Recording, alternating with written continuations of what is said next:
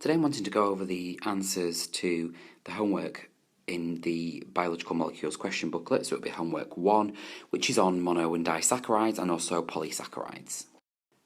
The reason I wanted to go over that today is because I just wanted to give you an idea of how to self-mark and also to how to start to think about how A-level questions need to be responded to, and it's all about the number of marks available at the side of the question. Question number 1, 1A. So name the monomers that form a cellulose molecule. Well, we need to know about two plant molecules. The first one is starch, the second one is cellulose, and we know that cellulose is formed from molecules of beta-glucose. Beta-glucose has the hydroxyl or the OH group above the carbon on carbon 1, but however, if you notice here that cellulose has a very long and straight structure, the reason that structure is actually maintained is because every second carbon, should I say, is flipped upside down, and that gives it that long straight unbranched chain. And you can see it's worth 1 mark, so the answer to question 1 is beta-glucose. Obviously, any references to alpha-glucose, you'd get 0 marks. So question number 2 is worth 1 mark. Name bond Y. So bond Y, you can see here that it exists between 2 beta-glucose molecules. Well, we know that bond, that it will be a glycosidic bond. Something just to note with the bond, obviously we know it's a 1,4 glycosidic bond, so you would get away with putting that. However, if in the exam stress you put 1,4 alpha glycosidic bond, well, it isn't alpha, is it? We know it's beta-glucose, we've just identified that. Therefore, you'd get no marks, and it would actually, it would negate your marks, you get 0. You have to either say glycosidic bond or beta-1,4 glycosidic bond. So the next question is also worth 1 mark, and it says what chemical group is at position Z? Well, we know that at the end of every glucose monomer, there is a hydrogen and also a hydroxyl group. So chemical group at position Z is a hydroxyl group. Well, we know that the hydroxyl group is represented by the OH, so that's what you need to put. Just something to note though, in chemistry, those of you that do chemistry, you do talk about hydroxide, you will actually get 0 marks because it isn't a hydroxide group, it's a hydroxyl group. Just be aware of that. So B part 1, the table wants you to compare 2 ways in which the structure of cellulose is different from the structure of starch. So you're looking for differences. Now, looking at the marks available, it's worth 2 marks, therefore there's only 2 boxes. But you obviously, those of you thinking about it, you obviously have to get each one line correct to get each individual mark. So, the first difference is starch is made of alpha, 1,4 and 1,6 glycosidic bonds. Now, those bonds, those 1,6 bonds, actually give it that branched or helical or coiled structure that we know it has, which makes it a really good molecule for storage. Cellulose, on the other hand, has only got the 1,4 and it's not got any 1,6 glycosidic bonds. Therefore, you get the long, straight, unbranched chains. In starch, we know that all the glucose molecules are the same way up. That is what gives it that really helical structure. Whereas in cellulose, we know that those straight chains are caused by alternate or every second glucose molecule being flipped upside down. That's what gives it that really straight chain that you can see up here.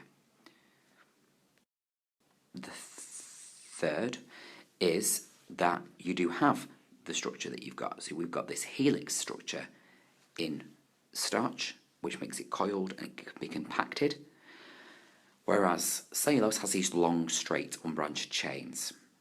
And the final difference is these chains form these structures called microfibrils, whereas starch doesn't have those. So your next question is, explain one way in which the structure of cellulose is linked to its function. Okay. Well, we know cellulose is a structural molecule. It's a structural molecule that strengthens the structure of a plant cell wall. Now, the best way, or the best example to use when you're talking about the structure of cellulose is the fact that it has these microfibrils which are held together by hydrogen bonds. Now, the hydrogen bonds exist between the molecules, that would get you 1 mark. The microfibrils, so it exists between the microfibrils, which provide rigidity and strength, that would get you the 2nd mark. So you've got to mention the hydrogen bonds giving strength in between the microfibrils, which give you strength and rigidity, and that get you the 2nd mark there. So question 2a. So question 2a is looking at the features of starch and explain how the features enable it to act as a storage substance. So we're looking, ideally, it's worth 2 marks here, we're looking at a feature and then an explanation. So this is starting to think about how these A-level questions need to be answered. So your first feature is that it's a helical, spiral, or coiled structure. Why is that an advantage? Well, the explanation for that feature is that it allows it to be compacted into a smaller area. Therefore, you can store more starch in a small area. Therefore, when the plant needs to extract that starch, there is more available than would be if it was a large molecule that couldn't be squashed into a small area. So worth 1 mark, a feature and an explanation. Your next feature is it's insoluble. Therefore, the explanation is it will not affect the osmotic balance of a cell. Therefore, it will not cause water to enter the cell by osmosis. Therefore, it will not affect the water potential of that cell. And that's the main reason plants store starch as starch, because it's a long molecule, it will not affect the water potential of a cell, because if it's causing water to enter, that's going to really affect the balance of glucose in that cell. Glucose is affected by water, it'll affect the water potential of a cell. That's why plants do not store glucose as glucose, they have to convert it to starch. The third and final feature of glucose is that it is a large molecule. Now, the fact it's large, it will not leave the cell through any of the pores in the cell surface membrane. Therefore, it will remain inside cells where it will stay until it's needed. And then when it is needed, then it will be transported out of the cell as glucose, because it'll be broken down, and then the plant can use it.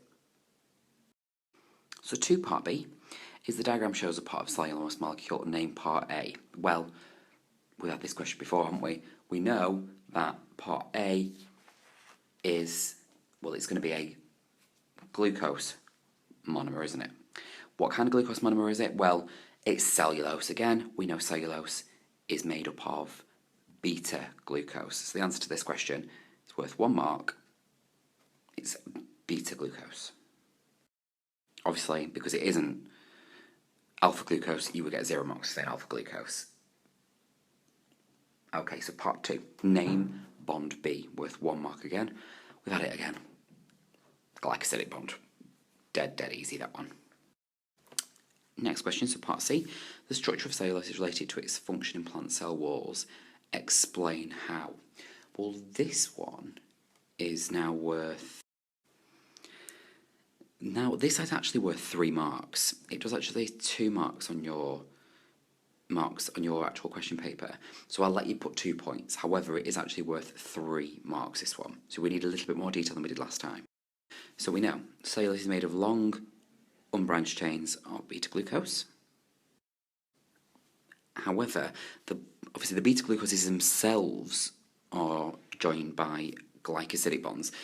What that actually sentence should say is the long unbranched chains are actually joined to each other by hydrogen bonds. That would get you 1 mark. The second point is these hydrogen bonds, when they're in the chains, they form microfibrils, and the bottom part that you can't quite see on the page is they provide strength and support to the molecule. So turning over, you've got here a cell from a potato, and you can see that you're looking at some granules. Now these granules are storage granules. They contain starch. Now the test is worth 1 mark, this question, and it's how would you confirm that the granules contain starch? Well, we do one thing and one thing only. We add iodine, and if the granules contain starch, then they will go blue-black. If they don't contain starch, they'll remain brown, which is the natural colour of iodine.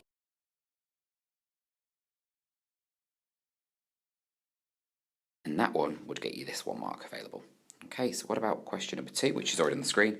So one polysaccharide other than starch that we found in this cell. Well, it's very much inferred this, but a potato is a plant. Okay, so it's one of those A-level questions where you've just got to read the question properly and you should know the answer. So the cell is from a potato. Well, obviously it's a plant, so plants will always have cell walls. Therefore, a polysaccharide that we know other than starch would be cellulose. So the next part 2, the answer is cellulose. So next question, explain one advantage of storing starch rather than glucose in plant cells. Well, we know that starch is insoluble, so therefore it can be stored and it will not affect the water potential of the cell. Therefore, osmosis won't occur. It's also coiled and it's branched, therefore we can store a large amount in a small space, which makes it a really good storage molecule. And there you can see you've got your 2 marks for those points that you just made. So insoluble, it doesn't affect water potential, and coiled, it can be compacted into a small space, worth 2 marks. So name the monomer present in cellulose. Well, the answer's already there, but the monomer is glucose. And if you want to be really specific, we know cellulose is made of beta-glucose. 1 mark. The second, so part B, is name the type of reaction that converts cellulose, this polysaccharide, into its monomers, or the monosaccharides. Well, we know that we've got condensation reactions that form these glycosidic bonds, and we know the opposite of a condensation reaction would be a hydrolysis reaction, which is worth 1. And part C, cotton is a plant fibre used to make cloth. Explain again how cellulose gives cotton its strength. Well, same as before, really. You've got these long, straight, unbranched chains of beta-glucose. 1 mark.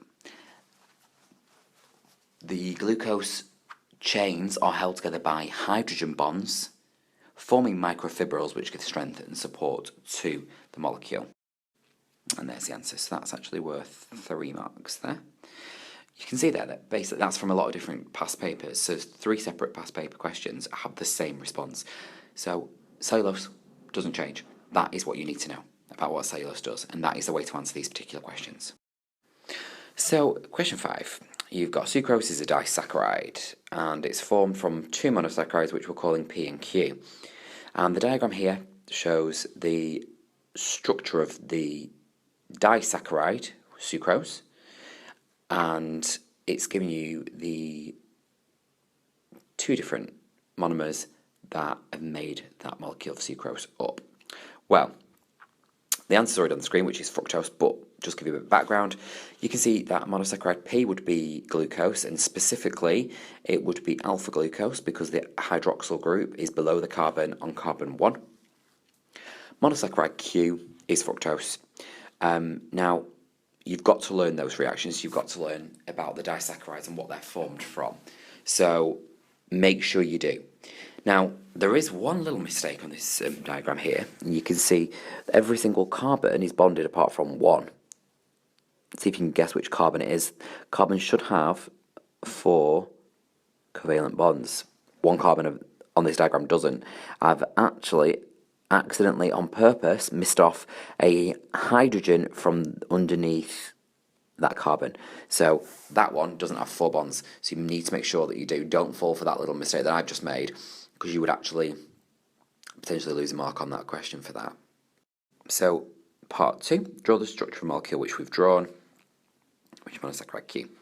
So part B, the enzyme sucrase, so obviously we know that enzymes usually end in the suffix ase, catalyzes the breakdown of sucrose into monosaccharide. What kind of reaction is this breakdown? Well, remember, when you make a disaccharide or a polysaccharide, it's made from condensation reactions, and when you break them down, the opposite, we've already had this one before, would be a hydrolysis reaction. So the answer is a hydrolysis reaction of 1 mark. And there's your answer there, hydrolysis reaction. So next questions to see. The diagram shows apparatus used in breaking down sucrose. The enzyme sucrase is fixed to inert beads. Sucrose solution is then passed through the column. So just remember, enzymes usually end in the term ase. So obviously because it breaks down sucrose, we call it sucrase. So that's the enzyme. So there's this substrate, and there's the enzyme. So the question states, describe a biochemical test to find out if the solution collected from the apparatus contains the products. Now, another classic A-level question, you need to know what the products are. So you need to know that products are breaking down a disaccharide or monosaccharides. Monosaccharides are reducing sugars. So then it just wants you to give the reducing sugars test. So what we do, we heat with Benedict's solution. That's 1 mark. And if the solution contains reducing sugars, then we form a brick red precipitate, and that will identify the presence of these reducing sugars. Okay, so the last question of the homework, question 6. So it says lactose, it's a disaccharide found in milk. In the human small intestine, the enzyme lactase catalyzes the hydrolysis of lactose into the monosaccharides galactose and glucose. These monosaccharides are then absorbed into the blood. Complete the diagram to show the hydrolysis of lactose to galactose and glucose. Now, this particular question is worth 2 marks. Your first mark is basically stating that this is going to be a hydrolysis reaction. Now, hydrolysis reactions use water to break or hydrolyze the bond. So your first mark is actually given to you for actually stating at this area that water is used to break the bond. So if you H2O, water, which breaks that glycosidic bond. Now, the last part of the question wants you to actually draw the molecules. Now, you can actually draw them like this. It's like ball and stick models. However, I like to draw the full thing out. So, and it's good practice for you when you're drawing them out. Now, what I've done, I've highlighted alpha glucose and galactose because that's what they're made of. Now, the specific thing it wants you to talk about was the hydroxyl groups, and basically because obviously we're adding water, the water's going to break that bond, and it's also going to reform these hydroxyl groups. So basically you got your second mark for accurately redrawing these hydroxyl groups on these 2 glucose molecules. Well, the glucose, and the galactose. So that's now the end of the homework. Make sure you record that homework in your homework log. Give yourself your mark, give yourself a grade. Remember, it's 80% for an A, 70 for a B, 60 for a C, 50 for a D, 40 for an E. Anything below 40 is U. Be completely honest. I'm not going to check it, but I will check you've done it.